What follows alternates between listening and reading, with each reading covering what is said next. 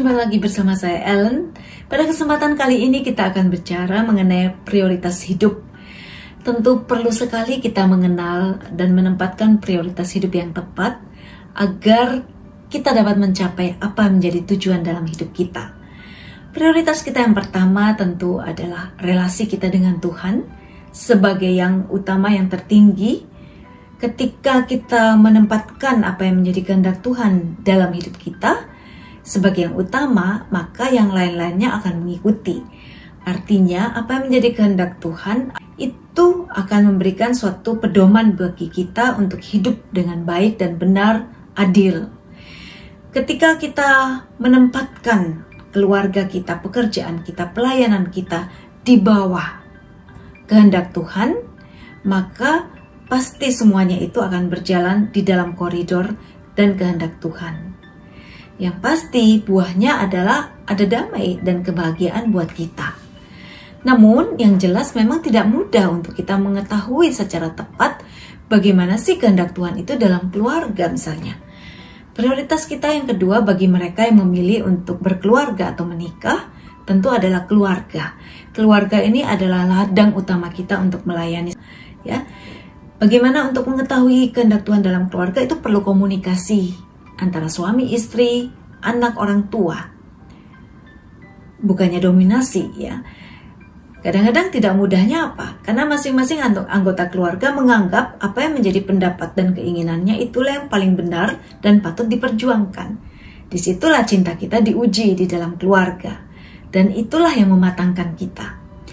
Memang tidak ada jawaban mudah dan tidak ada formula yang bisa dipakai untuk semua keluarga, ya. Masing-masing keluarga perlu menemukan formulanya sendiri untuk bisa membentuk keluarga dan kesepakatan di dalam keluarganya masing-masing.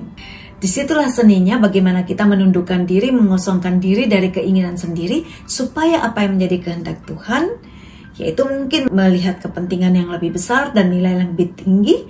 Disitulah kita akan semakin mengenal apa yang menjadi kehendak Tuhan buat keluarga kita. Nah, proses untuk mencari kehendak Tuhan, proses untuk menundukkan diri, proses untuk mengosongkan diri dan mencapai persatuan dan kesatuan, itulah yang sangat penting. Menyangkal diri supaya kehendak Tuhan itu mengisi hati kita. Jadi bukan apa yang kita mau tuju, apa yang kita mau capai, tetapi bagaimana itu juga sangat penting. Bagaimana kita mencapainya? Apakah dengan mengorbankan yang lain, ataukah kita sama-sama mau saling mendukung, ya, untuk mencapai kepentingan bersama. Nah, kalaupun di dalam keluarga kita banyak konflik, pernah ada kehancuran atau peristiwa yang membuat kehidupan kita itu begitu berantakan, jangan lupa bahwa Tuhan itu adalah Allah yang ajaib. Dia sanggup untuk memberikan awal yang baru bagi setiap keluarga, ya, bagi setiap kehidupan. Dalam Yeremia 18 ayat 4 dikatakan, apabila bejana yang ada dibuatnya dari tanah liat, di tangannya itu rusak, maka tukang periuk itu mengerjakannya kembali menjadi bejana lain menurut apa yang baik pada pemandangannya. Jadi kita tidak usah putus asa atau berkecil hati kalau kita pernah jatuh di dalam kesalahan, mungkin memilih, memutuskan, tetapi ingat bahwa itu bukan akhir dari segalanya. Tuhan mampu untuk memberikan awal yang baru lagi untuk kehidupan kita saat ini dan ke depannya. Jadi jangan kecewa, jangan putus asa. Ya, kalau apa yang kita sudah lakukan mungkin salah, ya. Jadi keluarga ini memang tanggung jawab, ya, komitmen kita.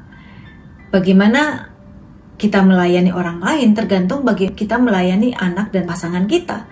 Kalau kita melayani anak, mertua, orang tua, pasangan kita nggak bisa, bagaimana kita bisa juga dikatakan sebagai orang yang sungguh-sungguh mempunyai kasih yang tulus untuk melayani orang yang nggak kita kenal.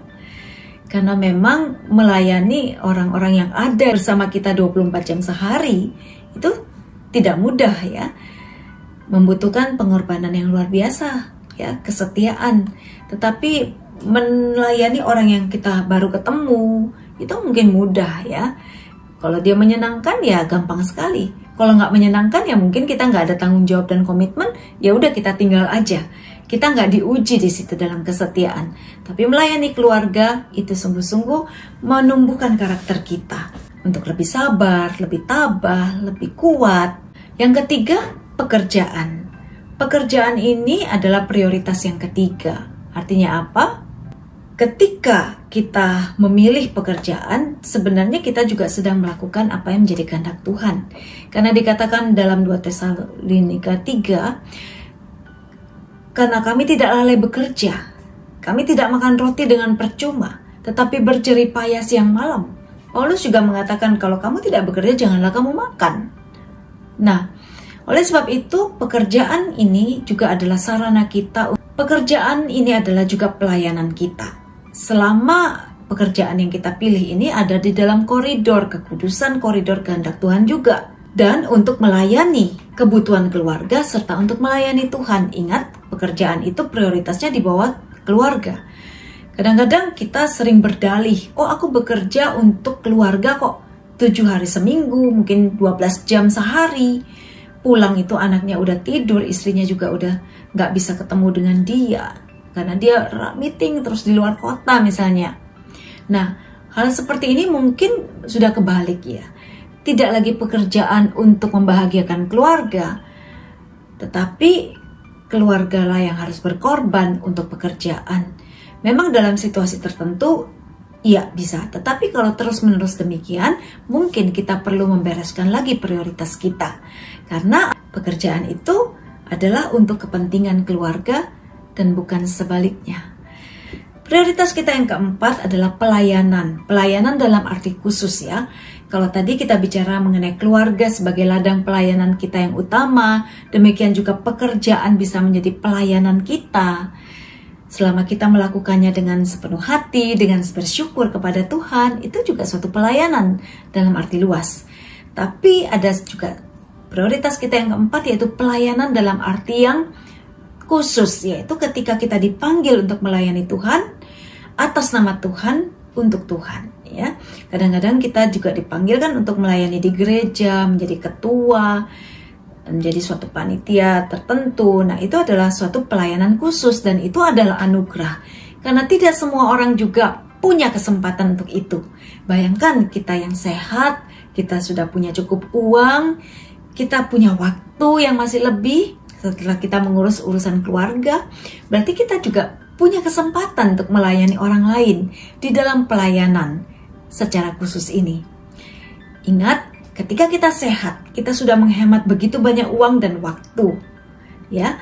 Dan sebenarnya kita juga berkewajiban untuk membagikan kelebihan kita, kelebihan waktu, tenaga, pikiran, uang kita untuk orang-orang di sekitar kita yang masih berkekurangan.